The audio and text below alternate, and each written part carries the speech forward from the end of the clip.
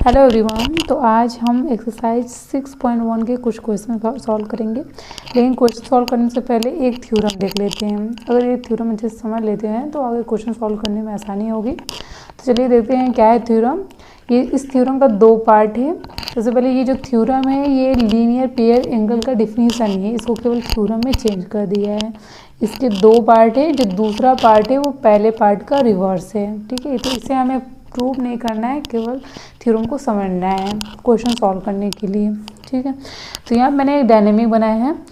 आप इसे देख कर जान गए होंगे कि ये लीनियर पेयर एंगल है, जिसमें यहाँ पे O वर्टेक्स है और AOB और BOC दो एंगल है जो एडजेसेंट एंगल है। ठीक है, तो देखते हैं थ्योरम क्या कर रहा है। जो पहला थ्योरम वो कर रहा है, if A ray stand on a line then the sum of two adjacent angles so formed is 180 degree।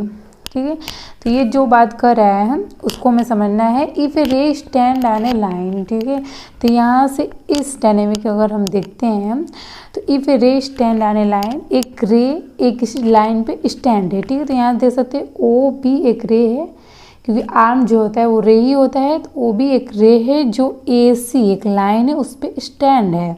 ये बात यहाँ पे लिखी हुई है। Then the sum of two adjacent angles so formed is 180 degree. तो जो दो एडजेसेंट एंगल हैं तो उनका जो सम होगा वो 180 डिग्री होगा। ठीक है, फिर से उसको देख लेते हैं। If a ray stand on a line then the sum of two adjacent angles so formed is 180 degree. ठीक है, तो अगर एक रे जो है एक लाइन पे स्टैंड है, then the sum of two, तो जो दो एडजेसेंट एंगल है उनका सम जो है वो 180 डिग्री होगा। इसे कहने का मतलब ये जो है, जो एंगल इस फिगर में जो एंगल AOB है, इसको अगर हम ऐड करते हैं BOC, एंगल BOC में, तो ये 180 डिग्री होगा। ठीक है, तो अब इसका सेकेंड पार्ट देख लेते हैं।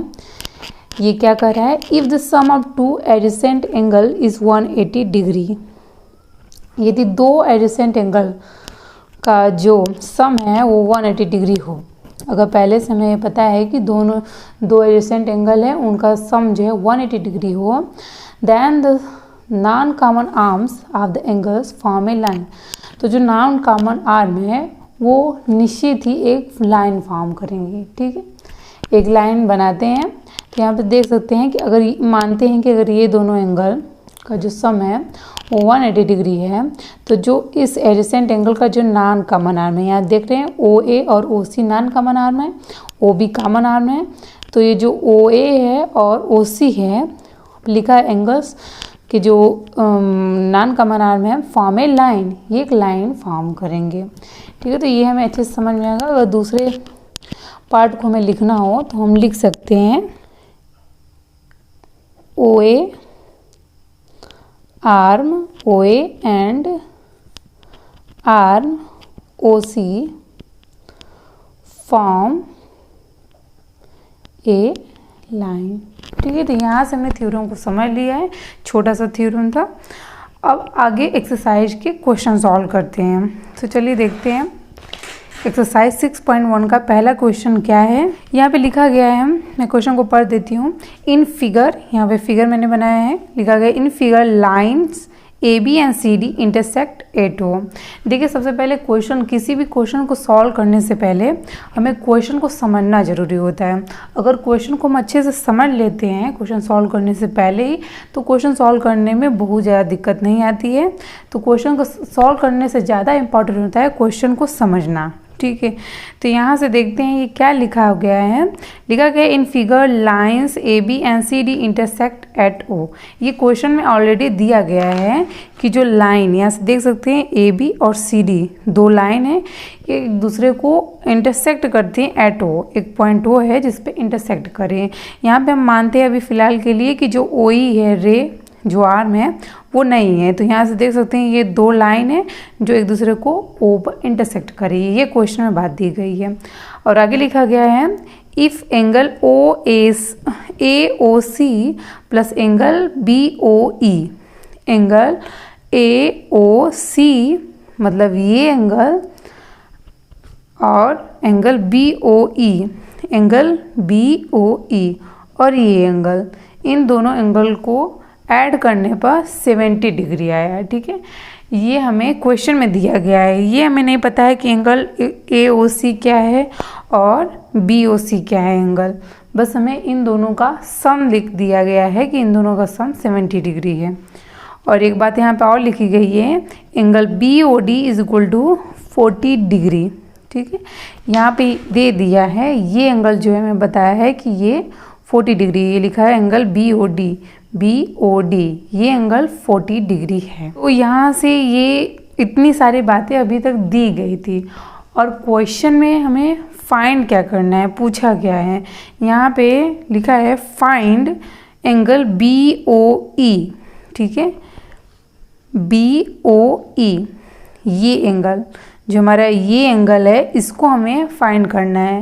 And reflex angle COE, COE। ठीक है, यहाँ पे दो एंगल हमें फाइंड करना है, पहला एंगल BOE एंड दूसरा एंगल रिफ्लेक्स COE। सबसे पहले यहाँ रिफ्लेक्स का मतलब समझ लीजिए। रिफ्लेक्स, अभी हमने रिफ्लेक्स एंगल पढ़ा था, तो जो था 180 डिग्री और 360 डिग्री के बीच के जो एंगल होते हैं उन्हें हम रिफ्लेक्स एंगल कहते हैं। ठीक है, तो यहाँ से अगर समझने का सीधा सा तरीका ये है कि अगर रिफ्लेक्स कहीं भी लिखा है, जैसे इसके आगे एंगल COE के आगे रिफ्लेक्स लिख दिया है, इसका मतलब हमें ये एंगल फाइंड ना करके ये पूरा एंगल हमें फाइंड करना है। ठीक है, ये एंगल हमें फाइंड करना है, यहाँ पे रिफ्लेक्स दिया है इसलिए। तो चलिए देखते हैं क्वेश्चन को सॉल्व कैसे करेंगे हम। इसका लिखते हैं सॉल्यूशन। इसका सॉल्यूशन देखते हैं। तो सबसे पहले हम देखते हैं कैसे हम फाइंड करेंगे। पहले जितनी सारी चीज़ें लिखी गई हैं, पहले से ऑलरेडी क्वेश्चन में दिया गया है, उसे हम लिख लेते हैं। जैसे पहले लिखा है angle AOC plus angle BOE is equal to 70 degree and angle BOD is equal to 40 degree. ठीक है, तो ये जो दिया गया है क्वेश्चन ने वो मैंने यहाँ पे लिख दिया है। और समझते देखिए, यहाँ पे लिखा गया है line AB and CD intersect at O। यहाँ पे एक बात और दी गई है कि जो AB है और CD लाइन है ये दूसरे को इंटरसेक्ट करती हैं। तो यहाँ से आप जानते हैं जब दो लाइन एक दूसरे को इंटरसेक्ट करती हैं तो जो वर्टिकली अपोजिट एंगल जो होते हैं वो आपस में इक्वल होते हैं। ठीक है, तो यहाँ से आप देख सकते हैं एक लाइन है AB और CD।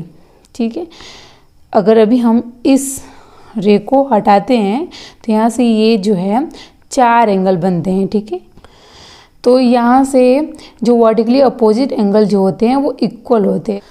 तो यहाँ से लिख सकते हैं angle BOD is equal to angle AOC। यहाँ पे साइड में हमें लिखना पड़ेगा बाई वर्टिकली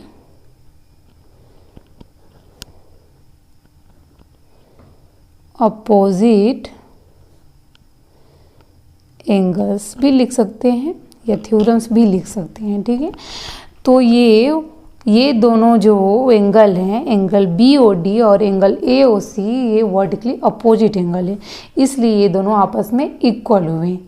ठीक है, तो यहाँ से हमें पता चल गया। तो यहाँ से एंगल BOD क्या है, एंगल BOD ऑलरेडी दिया गया 40 डिग्री और ये दोनों आपस में इक्वल है। इसका मतलब अगर ये एंगल 40 डिग्री है तो ये भी 40 डिग्री होगा। तो यहाँ से लिख सकते हैं then angle AOC is equal to angle BOD is equal to 40 degree. तो angle AOC is equal to 40 degree. यहाँ से हमें एंगल OAC फाइंड हो गया, ये एंगल हमें फाइंड हो चुका है, ये है 40 डिग्री। क्योंकि हमें ये एंगल फाइंड तो करना है या नहीं, हमें एंगल फाइंड करना है BOE। और यहाँ पे क्वेश्चन में ये पहले से ऑलरेडी दिया गया था कि इन दोनों का ऐड जो है वो 70 डिग्री है। तो यहाँ से अगर हम AOC की वैल्यू हमें पता चल चुकी है, अगर इसकी वैल्यू पुट कर देते हैं तो इसको सॉल्व करेंगे तो हमें एंगल BOE की वैल्यू भी फाइंड हो जाएगी। तो चलिए देखते हैं, यहाँ से इसको लिख सकते हैं हम इक्वेशन फर्स्ट। क्वेश्चन सॉल्व करने के लिए लिख दिया है, तो यहाँ से लिख सकते हैं फ्रॉम इक्वेशन फर्स्ट। तो यहाँ से इस इक्वेशन को फिर से लिख सकते हैं, angle AOC plus angle BOE is equal to 70 degree. और यहाँ से एंगल AOC की वैल्यू पुट कर देते हैं 40 degree plus angle BOE is equal to 70 degree. Angle BOE is equal to, ये इस साइड आएगा तो माइनस हो जाएगा, 70 minus 40 is equal to BOE is equal to 30 degree. तो यहाँ से हमें एक आंसर फाइंड हो गया। हमें यही एंगल BOE फाइंड करना था जो हमें 30 डिग्री मिला है। इसका मतलब यहाँ से हम देख सकते हैं जो ये एंगल है, एंगल BOE, ये एंगल जो है वो 30 डिग्री है। ठीक, तो यहाँ से हमने 3 एंगल फाइंड कर लिए हैं और एक एंगल हमें और फाइंड करना है, रिफ्लेक्स COE। ठीक है, यहाँ से मैंने एंगल BOE फाइंड हो चुका है, लेकिन रिफ्लेक्स एंगल COE फाइंड करना है। तो चलिए देखते हैं इसको हम कैसे फाइंड करेंगे। तो हमें ये एंगल फाइंड करना है। तो यहाँ से अगर हम चाहें तो एंगल COE फाइंड कर लेते हैं और उसको 360 डिग्री में से माइनस कर देंगे, तब भी उसका रिफ्लेक्स फाइंड हो जाएगा। यहाँ पे ये बात है कि अगर किसी एंगल का हमें रिफ्लेक्स फाइंड करना है तो उसे 360 डिग्री में से माइनस करना होगा, उस एंगल को 360 डिग्री में से माइनस करना होगा। तो चलिए सबसे पहले हम एंगल COE फाइंड कर लेते हैं, तो हमें रिफ्लेक्स COE भी फाइंड हो जाएगा। तो यहाँ से देखते हैं एंगल COE क्या है हमारा, कैसे इसको फाइंड करते हैं।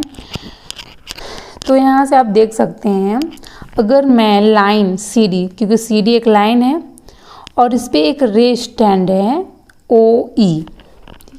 तो अभी हमने एक थ्योरम पढ़ा था, जो लीनियर पेयर एंगल का जो थ्योरम था, वो कहता है कि यदि एक रे जो है एक लाइन पे स्टैंड हो तो जो एडजेसेंट एंगल होते हैं उनका सम 180 डिग्री होता है। तो यहाँ देख सकते हैं एक CD एक लाइन है, इस पे एक रे OE स्टैंड है।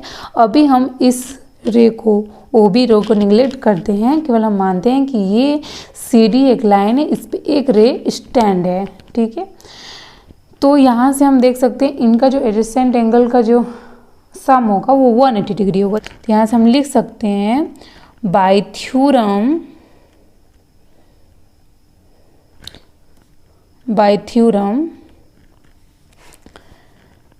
ऐसे लिख सकते हैं, एंगल COE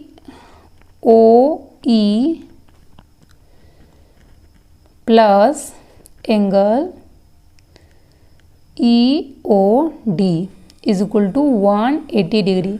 यहाँ से थ्योरम से हमने देखा है कि जो CD एक लाइन है, इस पे एक रे स्टैंड है, तो जो ये दोनों जो एडजेसेंट एंगल है COE और EOD, इनका सम जो है 180 डिग्री होगा।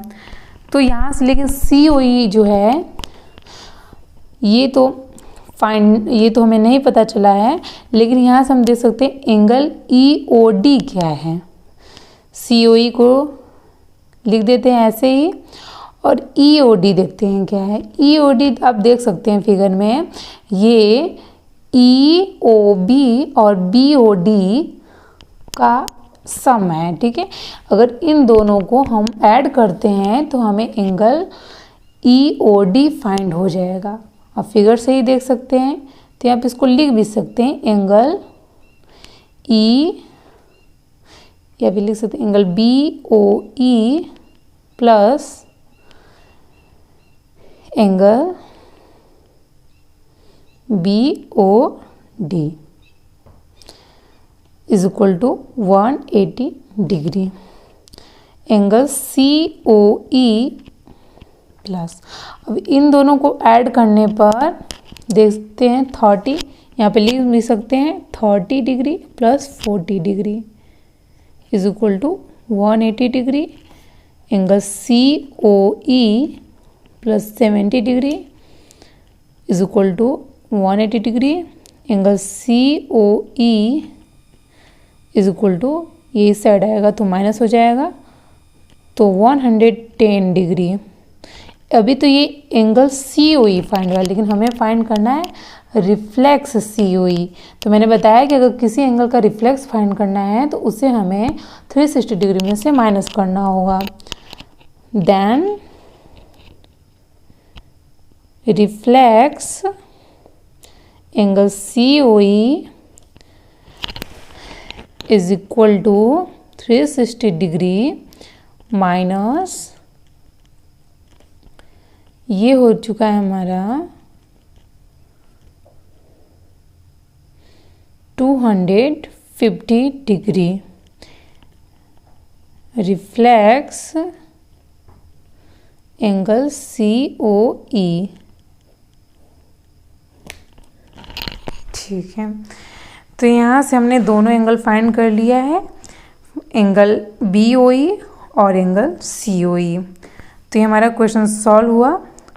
तो आज की वीडियो में बस इतना ही। अब नेक्स्ट वीडियो में आगे कुछ क्वेश्चन सॉल्व करेंगे। ठीक है, फिर मिलते हैं अगले वीडियो में।